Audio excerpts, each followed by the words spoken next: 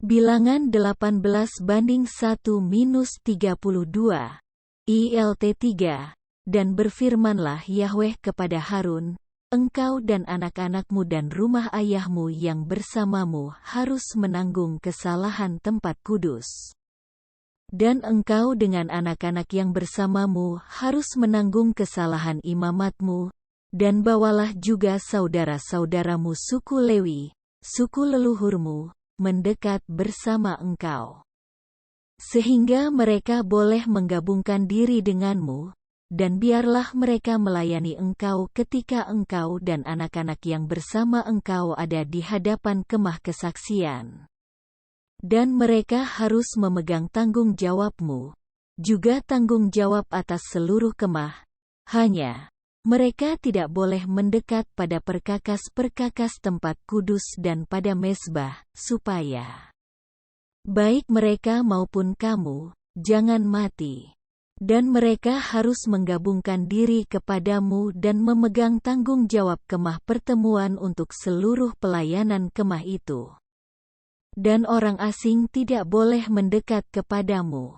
Dan kamu harus memegang tanggung jawab tempat kudus dan tanggung jawab atas mezbah, supaya tidak ada lagi murka atas Bani Israel.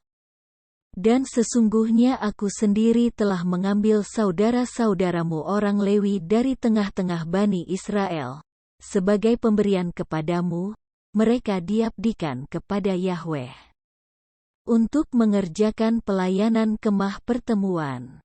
Dan engkau serta anak-anak yang bersamamu, haruslah memelihara imamatmu untuk segala hal yang ada di mezbah dan untuk yang ada di bagian dalam dari tabir.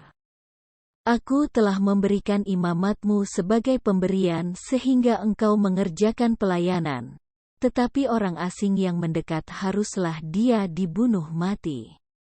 Dan berfirmanlah Yahweh kepada Harun, dan aku, lihatlah, aku telah memberikan kepadamu tanggung jawab atas persembahan-persembahan hunjukanku dari segala hal kudus Bani Israel.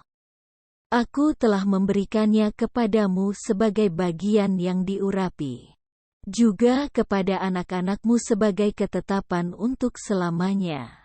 Inilah yang akan menjadi milikmu dari hal-hal yang maha kudus dari api.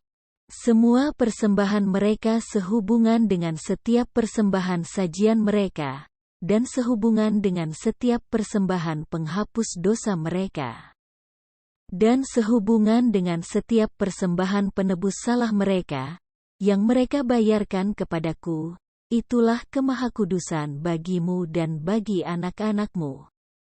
Dari kemahakudusan itu engkau harus memakannya. Semua laki-laki harus memakannya. Haruslah itu kudus bagimu. Dan inilah milikmu, persembahan hunjukan dari pemberian mereka dalam setiap persembahan ayunan Bani Israel. Aku telah memberikannya kepadamu dan kepada anak-anak lelakimu dan kepada anak-anak perempuanmu yang bersama engkau, sebagai ketetapan selamanya. Setiap orang yang tahir dalam rumahmu haruslah memakannya. Dan semua yang terbaik dari minyak segar dan semua yang terbaik dari anggur segar dan biji-bijian. Hasil pertama yang mereka berikan kepada Yahweh, aku telah memberikannya kepadamu. Semua buah sulung yang ada di tanah mereka, yang mereka bawa kepada Yahweh akan menjadi kepunyaanmu. Setiap orang yang tahir dalam rumahmu haruslah memakannya. Setiap barang bakti di Israel akan menjadi milikmu. Setiap yang pertama membuka kandungan dari segala makhluk dari antara manusia dan dari antara binatang, yang mereka persembahkan kepada Yahweh, akan menjadi milikmu. Hanya pastikanlah engkau menebus setiap anak sulung manusia dan menebus setiap anak sulung binatang yang cemar. Dan tebusan mereka, dari yang berumur 1 bulan engkau harus menebusnya dengan nilai 5 sikal perak menurut sikal kudus, yang adalah 20 gerah. Namun anak sulung lembu, atau anak sulung domba, atau anak sulung kambing, janganlah engkau menebus, mereka itu kudus. Darah mereka haruslah engkau percikkan ke atas mezbah, dan haruslah engkau bakar lemaknya, suatu persembahan api-apian, sebagai bau harum yang menenangkan bagi Yahweh. Dan dagingnya menjadi milikmu, seperti dada persembahan ayunan dan seperti paha kanan, itulah milikmu. Dan semua persembahan hunjukan dari hal-hal kudus yang Bani Israel hunjukkan kepada Yahweh, telah aku berikan kepadamu dan kepada anak-anak lelakimu, dan kepada anak-anak perempuanmu yang bersama engkau, dengan suatu ketetapan untuk selamanya. Itulah suatu perjanjian garam untuk selamanya di hadapan Yahweh bagimu dan bagi keturunanmu yang bersamamu. Dan berfirmanlah Yahweh kepada Harun, engkau tidak akan mempunyai milik pusaka di negeri mereka, dan tidak ada bagian yang menjadi milikmu di tengah-tengah mereka. Akulah bagianmu dan warisanmu di tengah-tengah Bani Israel.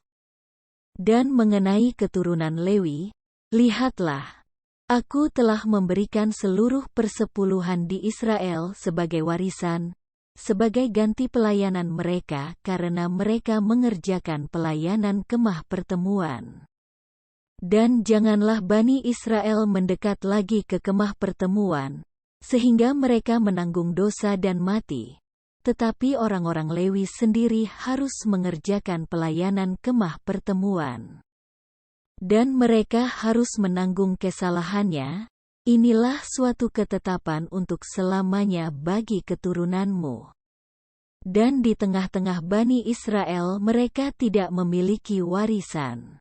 Karena persepuluhan dari Bani Israel yang mereka hunjukkan kepada Yahweh sebagai suatu persembahan hunjukan, telah aku berikan kepada orang Lewi sebagai warisan. Karena itu aku telah berfirman kepada mereka, di tengah-tengah Bani Israel mereka tidak akan memiliki warisan. Dan berfirmanlah Yahweh kepada Musa dengan mengatakan, dan kepada orang-orang Lewi engkau harus berbicara dan engkau harus berkata kepada mereka, apabila kamu mengambil dari Bani Israel persepuluhan yang telah kuberikan kepadamu dari mereka sebagai warisanmu, maka haruslah kamu menghunjukkan daripadanya persembahan hunjukan Yahweh. 1/10 dari persepuluhan itu, dan persembahan hunjukanmu akan diperhitungkan kepadamu sebagai sajian dari tempat pengirikanmu atau sebagai hasil penuh dari tempat pemerasan anggurmu. Jadi, kamu juga harus menghunjukkan persembahan hunjukan Yahweh dari seluruh persepuluhan yang kamu terima dari Bani Israel, dan darinya kamu harus memberikan persembahan hunjukan Yahweh kepada Imam Harun.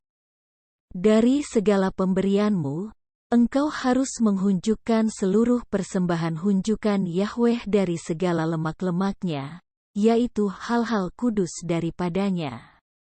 Dan engkau harus berkata kepada mereka, tatkala kamu mengangkat lemaknya daripadanya, maka hal itu diperhitungkan atas orang-orang Lewi sebagai hasil tempat pengirikan dan hasil tempat pemerasan anggur. Dan kamu boleh memakannya di segala tempat, kamu dan seisi rumahmu, karena itulah upahmu sebagai ganti pekerjaanmu di kemah pertemuan. Dan janganlah kamu menanggung dosa karenanya. Tatkala kamu mengangkat lemak daripadanya, dan janganlah kamu menajiskan hal-hal kudus Bani Israel. Dan janganlah mati. Bilangan 19:1-22, ILT 3, dan berfirmanlah Yahweh kepada Musa dan Harun dengan mengatakan, inilah ketetapan hukum yang Yahweh perintahkan dengan berfirman. Berbicaralah kepada Bani Israel, dan biarlah mereka mengambil untuk engkau seekor lembu betina merah yang sempurna, yang tidak ada cacatnya, yang ke pundaknya kuk tidak pernah ditumpangkan. Dan engkau harus memberikannya kepada Imam Eleazar, dan dia harus membawanya keluar dari perkemahan, dan menyembelihnya di hadapannya. Dan Imam Eleazar harus mengambil dari darahnya dengan jarinya, dan memercikkan dari darah itu 7 kali ke sebelah depan kemah pertemuan.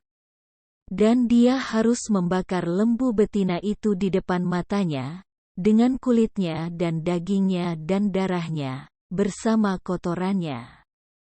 Dia harus membakarnya, dan haruslah imam itu mengambil kayu aras, hisop dan kain kirmisi, dan haruslah dia melemparkannya ke tengah-tengah lembu betina yang sedang terbakar itu. Kemudian imam itu haruslah mencuci pakaiannya dan memandikan tubuhnya dalam air, dan sesudah itu ia boleh masuk ke dalam perkemahan, dan imam itu menjadi najis sampai petang. Dan orang yang membakarnya itu haruslah mencuci pakaiannya dalam air, dan haruslah dia memandikan tubuhnya dalam air, dan dia menjadi najis sampai petang. Dan seseorang yang tahir haruslah mengumpulkan abu lembu betina itu, dan haruslah dia menyimpannya di tempat yang bersih di luar perkemahan. Dan bagi jemaat Bani Israel, haruslah itu ada sebagai simpanan untuk air penahiran, itulah persembahan penghapus dosa. Dan orang yang mengumpulkan abu lembu betina itu haruslah mencuci pakaiannya, dan dia menjadi najis sampai petang, dan haruslah itu menjadi suatu ketetapan untuk selamanya bagi Bani Israel dan bagi pengembara yang menumpang di tengah-tengah mereka.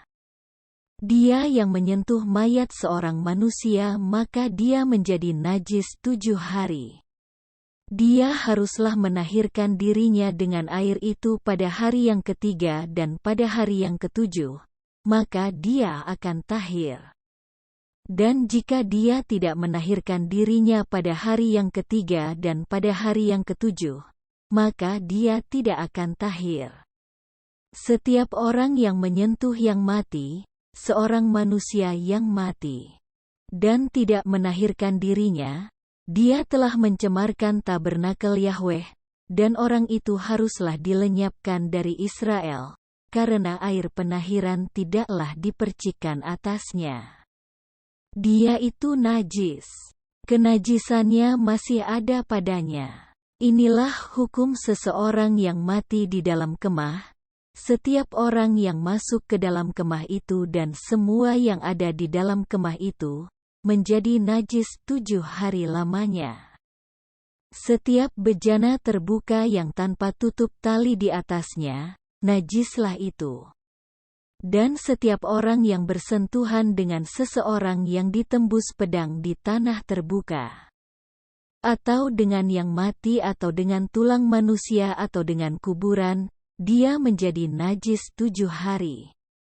Dan bagi orang yang najis, mereka harus mengambil dari abu bakaran persembahan penghapus dosa itu, dan mengucurkan air jernih ke atasnya, di dalam sebuah bejana. Dan seseorang yang tahir haruslah mengambil hisop, dan mencelupkannya ke dalam air itu, dan haruslah dia memercikkannya ke atas kemah, dan ke atas setiap perkakas, dan ke atas orang-orang yang ada di sana, dan ke atas orang yang bersentuhan dengan tulang, atau dengan yang tertikam, atau dengan yang mati, atau dengan kuburan. Dan orang yang tahir itu haruslah memercikkannya atas orang yang najis itu pada hari ketiga dan pada hari yang ketujuh, dan haruslah dia menahirkannya pada hari yang ketujuh itu. Dan haruslah dia mencuci pakaian-pakaiannya dan mandi dengan air, maka dia akan menjadi tahir pada waktu petang. Namun orang yang menjadi najis dan tidak menahirkan dirinya, maka orang itu haruslah dilenyapkan dari tengah-tengah jemaat, karena dia telah menajiskan tempat kudus Yahweh. Air penahiran tidak dipercikkan atasnya, dia tetap najis. Dan bagi mereka hal itu telah menjadi ketetapan untuk selamanya. Dan yang memercikkan air penahiran itu haruslah mencuci pakaian-pakaiannya. Dan yang menyentuh air penahiran itu menjadi najis sampai petang. Dan semua yang orang najis itu sentuh akan menjadi najis. Dan orang yang menyentuhnya akan menjadi najis sampai petang.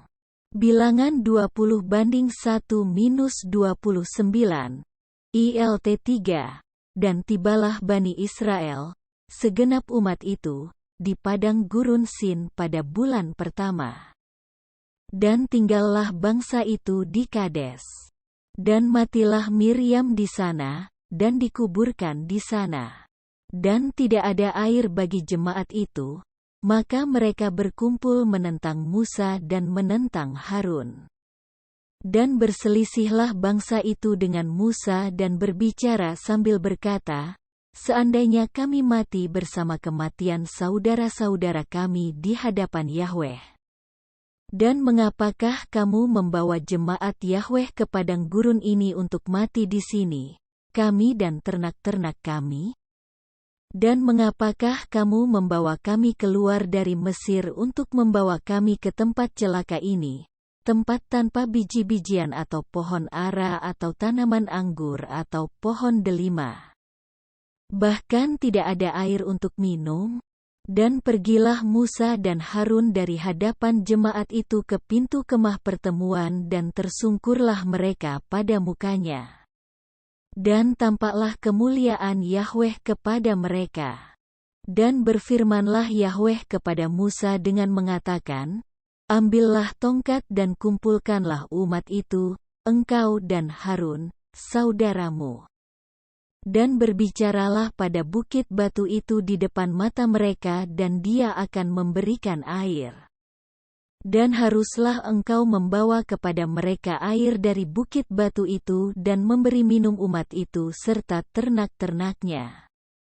Dan Musa mengambil tongkat itu dari hadapan Yahweh, seperti yang telah difirmankannya. Dan Musa serta Harun mengumpulkan jemaat itu di depan bukit batu itu dan dia berkata kepada mereka, "Dengarlah sekarang para pemberontak. Haruskah kami mengeluarkan air dari bukit batu ini bagimu?" Dan Musa mengangkat tangannya dan memukul bukit batu itu dengan tongkatnya 2 kali, dan keluarlah air sangat banyak. Dan minumlah seluruh umat itu serta ternaknya.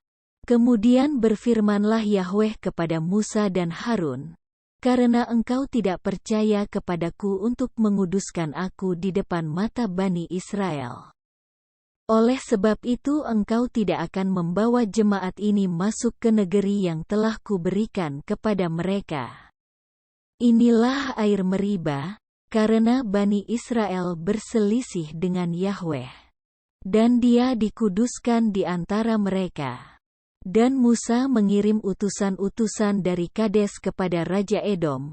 "Demikianlah saudaramu Israel mengatakan, Engkau telah mengetahui semua kesusahan yang telah kami dapatkan, bahwa leluhur kami pergi ke Mesir, dan diam di Mesir untuk waktu yang lama. Dan orang-orang Mesir itu berbuat jahat kepada kami dan leluhur kami. Dan kami berseru kepada Yahweh, dan Dia mendengar suara kami, dan mengirim seorang utusan. Dan sedang membawa kami keluar dari Mesir. Dan lihatlah, kami berada di Kades, sebuah kota di tepi perbatasanmu. Tolong biarkan kami melewati negerimu, kami tidak akan melewati ladang. Tidak juga akan melewati kebun anggur, tidak juga kami akan minum air sumur, kami akan berjalan melewati jalan raja. Kami tidak akan menyimpang ke kanan atau ke kiri, sampai kami telah melewati perbatasanmu." Dan berkatalah orang Edom kepadanya, "Janganlah engkau menyeberang kepadaku, agar jangan aku keluar menghadapi engkau dengan pedang." Dan Bani Israel berkata kepadanya, "Biarlah kami melewati jalan besar, dan jika kami minum airmu, aku dan ternakku. Maka kami akan memberi harga, aku hanya akan lewat dengan berjalan kaki. Dan dia menjawab, engkau tidak boleh lewat. Dan orang Edom keluar untuk menghadapi mereka. Dengan banyak orang dan dengan tangan yang kuat. Dan orang Edom menolak untuk mengizinkan orang Israel melewati perbatasannya. Dan menyimpanglah orang Israel daripadanya. Dan berangkatlah Bani Israel, seluruh umat itu, dari Kades dan tiba di Gunung Hor.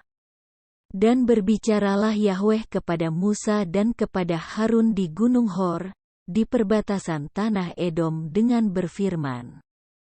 Harun akan dikumpulkan kepada leluhur bangsanya, karena dia tidak boleh masuk ke negeri yang telah kuberikan kepada Bani Israel, karena kamu tidak taat atas firman-Ku di air Meribah. Ambillah Harun dan Eleazar anaknya, dan bawalah mereka naik ke Gunung Hor.